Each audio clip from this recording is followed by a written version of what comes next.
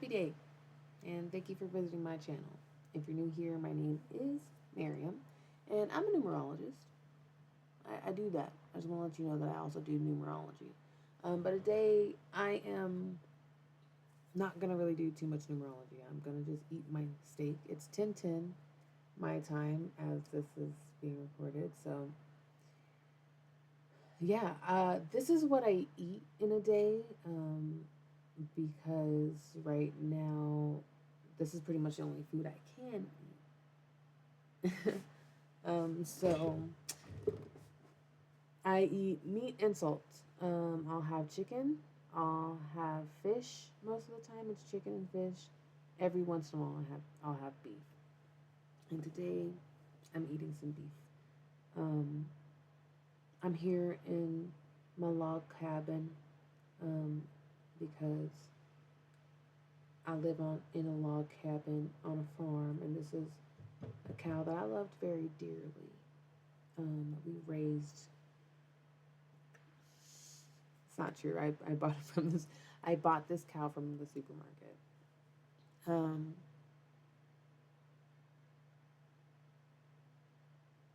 and so yeah, I'm gonna eat this today, and I'll probably talk a little bit with my mouth full as I usually do anyway.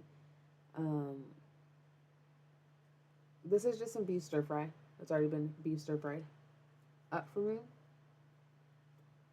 and I like this.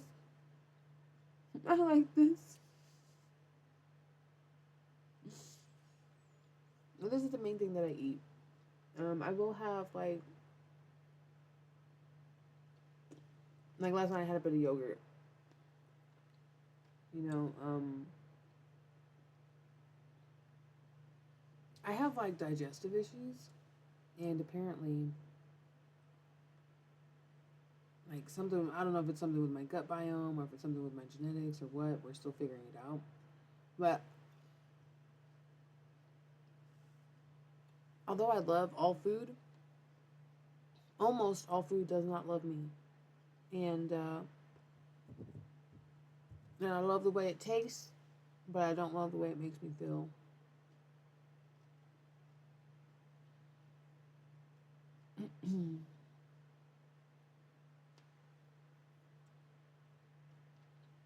I got real sick,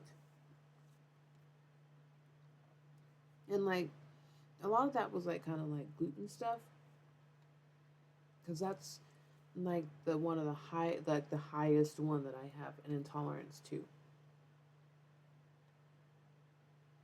But when you have a food intolerance, it's not like an allergy. It's not like, you explode or, you have to go it's the ER. It's very subtle changes in the body. It can be shown as inflammation and weight gain, or it can be shown through malnutrition and not being able to gain weight. Um, just having intolerances in general, or perhaps like having a bad, look how curly, my little curly fry, because I can't have potatoes. I mean, I can. Don't get me wrong. I can have whatever I want. I can eat whatever I want. But if I do, it hurts my body so bad. A little curly fry. But y'all, I felt like shit. Not just like, oh, I'm tired, but like my mind couldn't not be anxious. Like it couldn't not be terrified. It's like constantly my gut was saying to my body, hey, there's something going on here. You should be freaking out. But I'm like, there's nothing going on, guys. Shut up. Me just gaslighting my fucking body. And so it turned on the gas. Constipated me, bloated me. Hell, he gaslit me for real. Like, that's really the case. Told me how it allowed the voices of all the terribleness to seep in, of all the meanness and whatnot. Not cool. But that's life,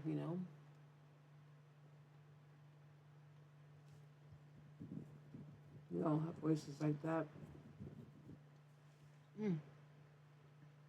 So I'm hopping all around. I don't care. The way that I cook my meat is a variety of ways. I'll grill it, I'll bake it, I'll boil it into a soup, even a stew sometimes, but just without all the fixings. Like it's pretty much water.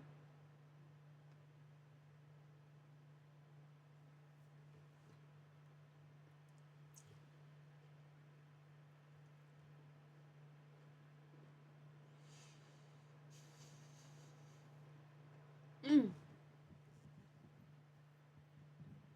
The fattiness to leanness ratio on that one was so good. Mm. So good.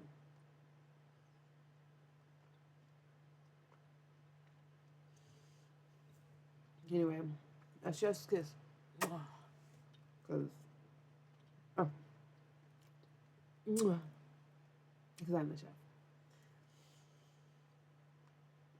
And you would think after eating all the things that or the things that I'm not eating, just eating food that's the same every day would drive you crazy. And a little bit it does. Sometimes I'm like, I want a burger so bad.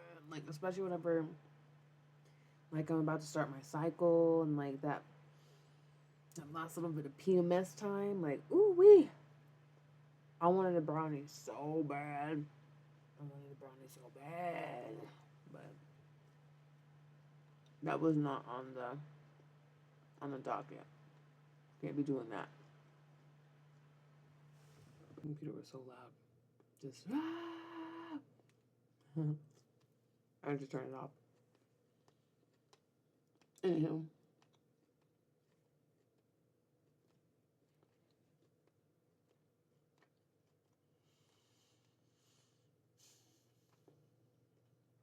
I like to think that this whole journey of not being able to eat the stuff that I want to, or my body like responding the way that it does, is because, well, I never had boundaries. In fact, even now, people are constantly testing my boundaries. It's something that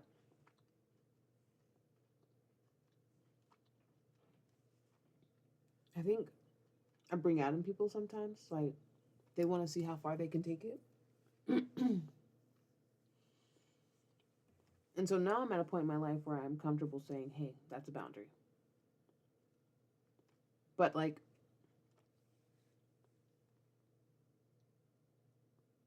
I know how good of a job that I do to not cross boundaries. Even though people feel like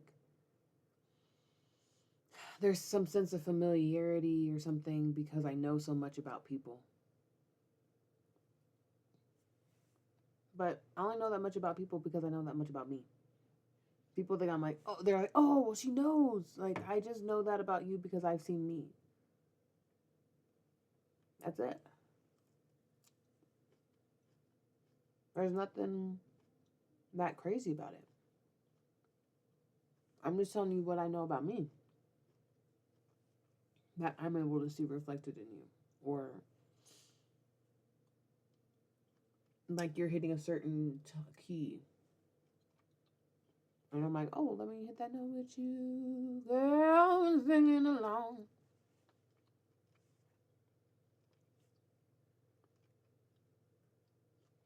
I think a lot of people who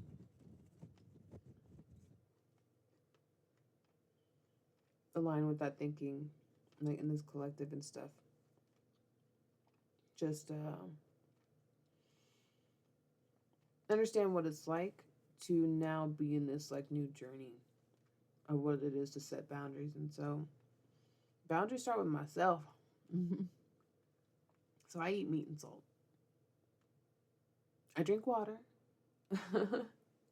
um, I do still try other foods, based off of educated information, based off of my blood tests. But even then, apparently, that stuff you can't fully rely on. So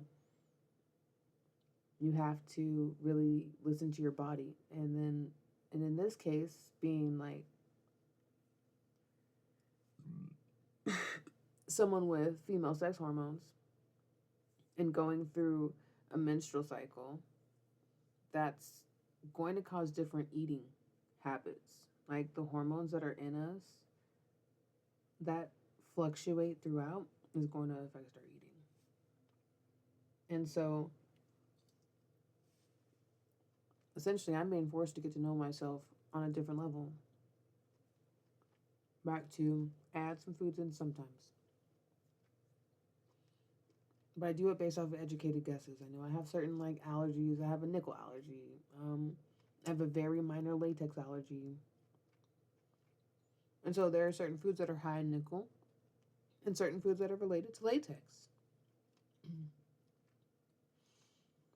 So I narrow that down and see what I can and cannot eat.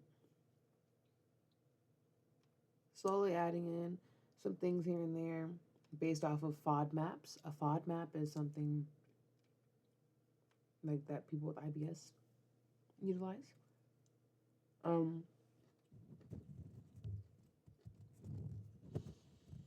and so I kind of cross-reference these things to see what is the first thing I'm going to actually try.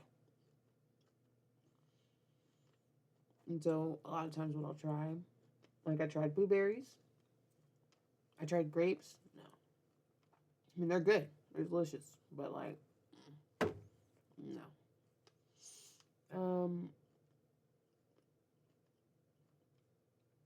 I've tried sweet potatoes. Often whenever I'm trying things too, I'm looking at the nutrients they provide. Because if I'm feeling like I'm lacking in certain vitamins, I want something with that vitamin in it. I've been chewing this piece for so long. This is a gristly piece. I don't mind that. Because it's like meat bubble gum.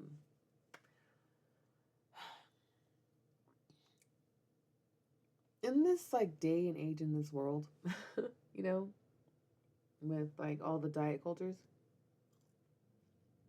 it really makes it the whole relationship with food in general is very unhealthy.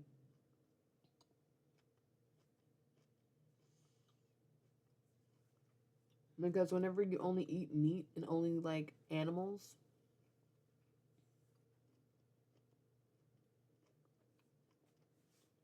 I mean, I'm at the point where I've made my peace with it. I think eventually I'll be able to eat other things. But there are just certain things about me, and I'm built a certain way, and I have to honor that.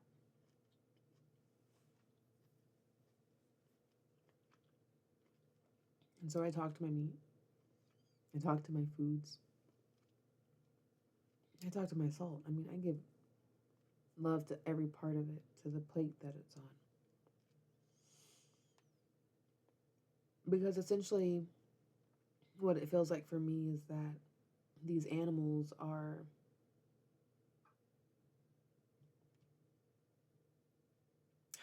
a conduit for nutrients. Because they can eat all the things that I can't eat.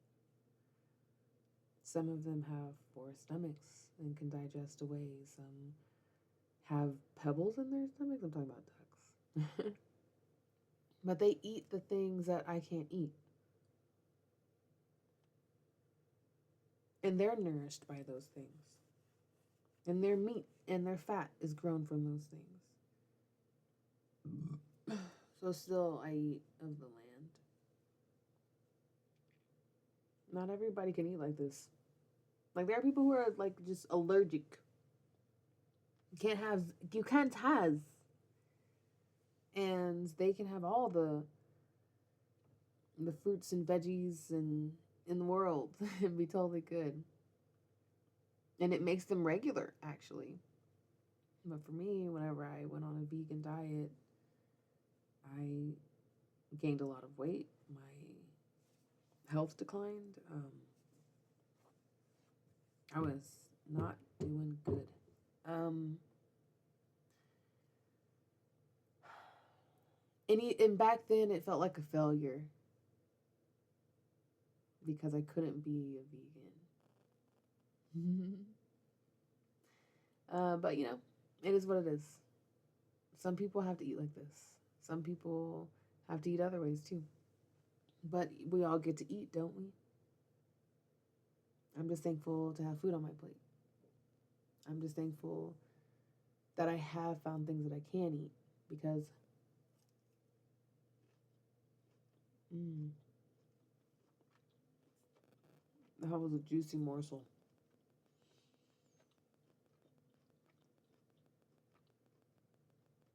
Because for so long, food has not been safe for me. My whole life, food was not safe for me. But I dealt with it anyway. My body got a little bit bigger. I still have excess skin.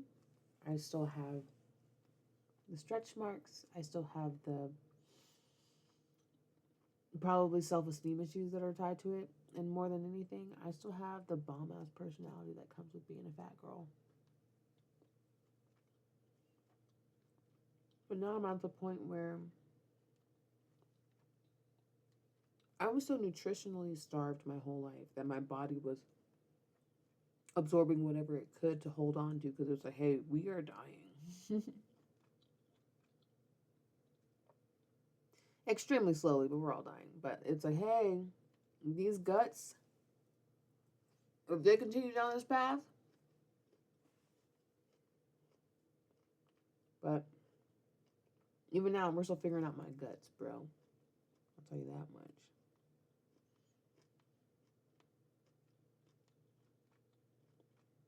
Maybe I'll get a colonoscopy.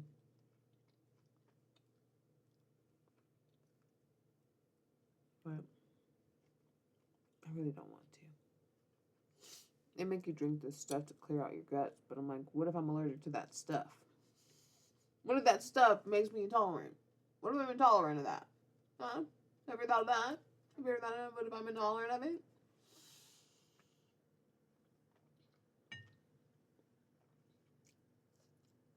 But my guts have been inflamed for almost 30 years.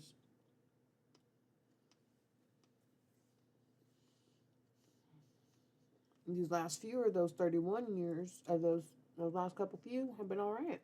Not as bad.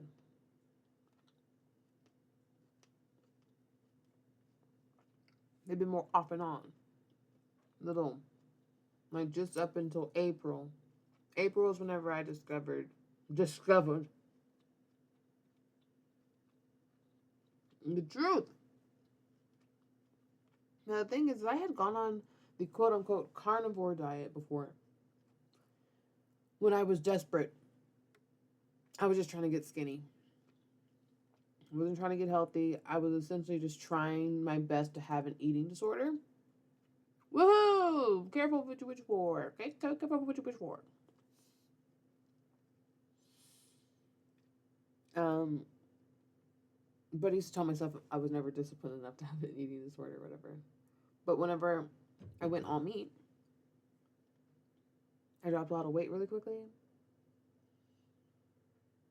And everything was telling me, like, on research and whatnot, that like, this is bad for you, this is bad for you, this is bad for you. Even though my body was telling me everything was good, my brain was clearer, my body was feeling better, I wasn't in pain. Like, I was doing good.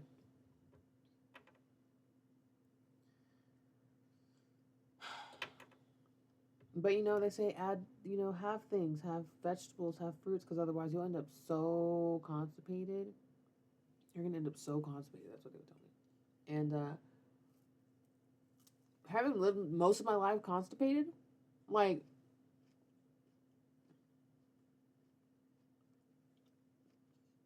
That's a true fear for me. So I do my best to avoid that constipation so that I eat greens. I eat those greens. Greens constipate me. Did you know that? Did you know that? Well, you know it now. Because that's what happens. Okay? In my body, fiber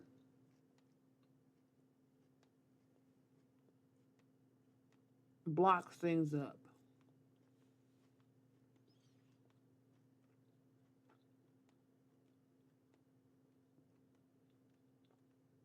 I don't know why yet. Is it because of all the hair on my nose? Maybe I have all these hairs. Maybe I already have lots of hairs in my guts, you know? And it gets all tangled up. And so,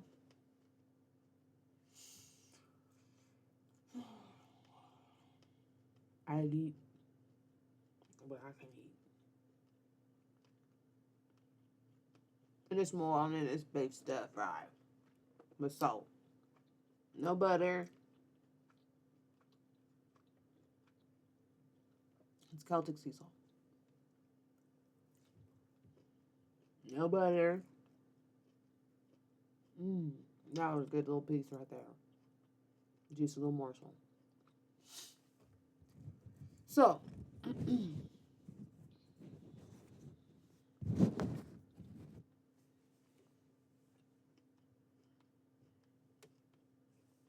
I know that if I had to go back in time, I would be able to survive because I would have to eat meat.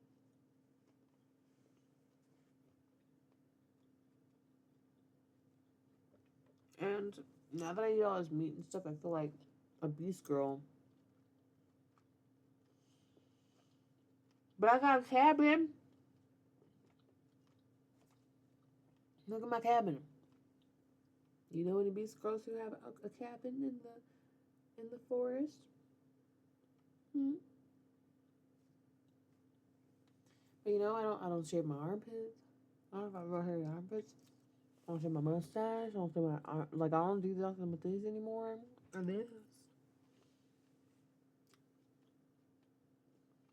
I probably bathe a lot less than the general public would want.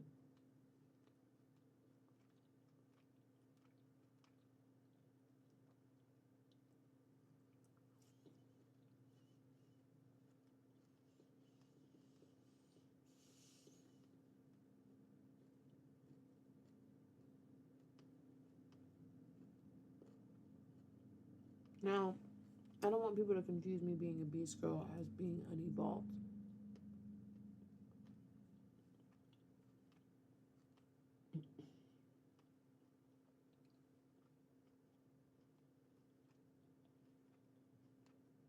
Honestly, it'd be cooler. Actually, you know what? Go ahead and consider me unevolved. Because sometimes people, and the evolution of humanity is to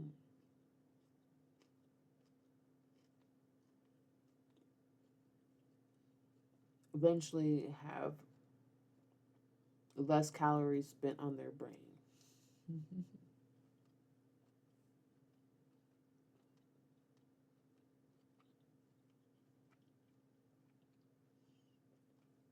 And so, in this case, I feel like my body has to be run like a machine, so it needs oils and greases and fats and things that are relatively calorie dense.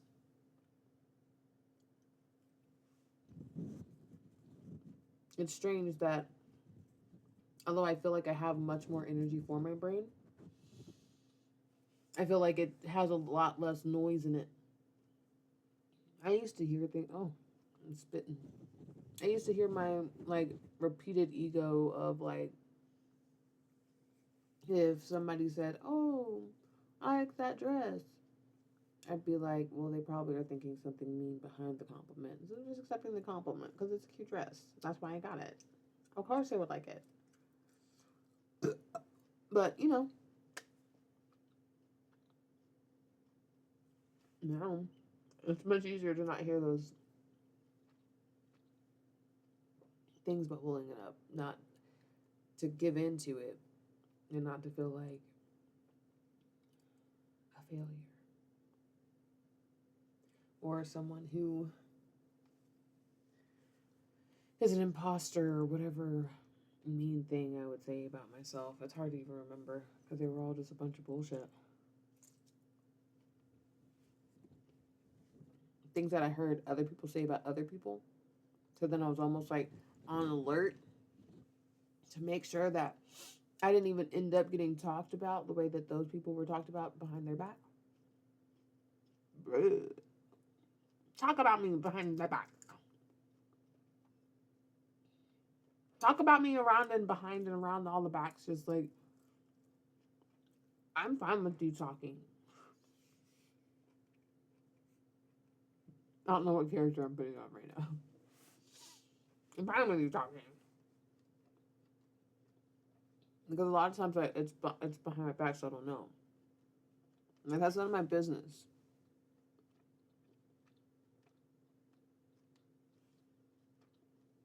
If you got something to say,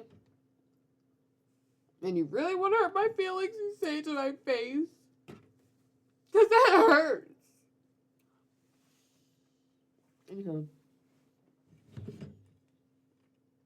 I ate my meat. I ate it all. I ate it.